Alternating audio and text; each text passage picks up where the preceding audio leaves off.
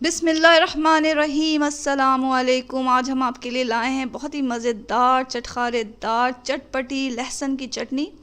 और ये चटपटी लहसुन की चटनी हम बनाएंगे लाल मिर्च के साथ। इसमें हमने साबुत लाल मिर्च भी डाला है और कश्मीरी लाल मिर्च भी डाला है। साबुत लाल मिर्च का जो जायक़ा है और इसकी जो खुशबू है वो सबसे बेहतरीन होती है। कश्मीरी लाल मिर्च में तीखापन नहीं होता, लेकिन इससे कलर बहुत अच्छा आएगा हमारी चटनी का। तो चलें इस चटनी को बनाना स्टार्ट करते हैं। लेकिन इससे पहले अगर आपने इस चैनल को सब्सक्राइब नहीं किया तो जल्दी से कर लें। और अगर आपको भी वीडियो पसंद आ रही है तो लाइक करना हरगिज़ ना भूलें। इसके लिए हमने लिया है साबुत लाल मिर्च, और ये लिया है हमने 30 ग्राम। कश्मीरी लाल मिर्च लिया है हमने 15 ग्राम। इसमें जाएगा लहसुन, ये हमें 50 ग्राम चाहिए। छिला हुआ लहसुन लिया है 50 ग्राम। छील लें आप लहसुन को, और अगर आपको छीलने में दिक्कत हो रही है तो आप इसे पानी में भिगो दें। कुछ देर पानी में भीगने के बाद इसके छिलके आसानी से निकल जाते हैं। तो लहसुन को साफ छिल करके छील लें, और फिर इसे 50 ग्राम हमें लेना है। इमली लें 50 ग्राम। अब इसे बनाना कैसे है कि सबसे पहले तो हमें एक सॉस पैन चाहिए, और इसमें हम डालेंगे इमली।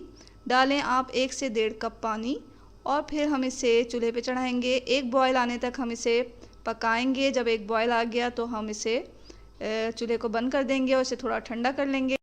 ठंडा करने के बाद हाथों की मदद से मसल लें और इसका गूदा अलग कर लें, बीज अलग कर लें, छलनी से छान लें और बीज को फेंक देंगे हम। यहाँ हमारा इमली का पानी तैयार हो चुका है।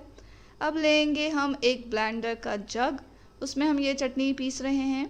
तो सबसे पहले हमने जग में डाला है छिला हुआ लहसुन, और फिर डालेंगे हम साफ़ की हुई साबुत लाल मिर्च और कश्मीरी लाल मिर्च। कश्मीरी लाल मिर्च और साबुत लाल मिर्च की डंडियाँ हमने हटा ली थी, अलग कर ली थी तोड़कर, और फिर इसे धोकर थोड़ा सा खुश्क कर लिया। तो ये हमने इसमें डाल दिया। अब हम डालेंगे इसमें इमली का पानी। इमली का पानी डालें और फिर इसे हम मशीन में लगाकर मशीन को चलाएंगे। इसका हमें बारीक पेस्ट बनाना है। ये हमारी चटनी पीस रही है, इसे हमें बहुत बारीक पेस्ट बनाना है, फ़ाइन पेस्ट बनाना है। कोशिश करें कि इसके जो बीज होते हैं लाल मिर्चों के वो बिल्कुल पीस जाएं। यहाँ हमारी चटनी पिस चुकी है।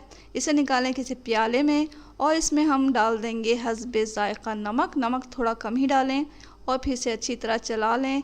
ये लीजिए, बहुत ही मज़ेदार, बहुत ही शानदार, बहुत ही लजीज चटनी तैयार है।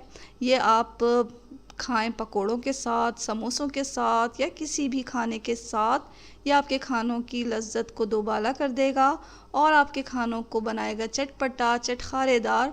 तो ज़रूर ट्राई करें इस मज़ेदार से लहसुन की चटनी की रेसिपी को, और दुआओं में हमेशा याद रखें। इसके साथ ही अल्लाह हाफ़िज़।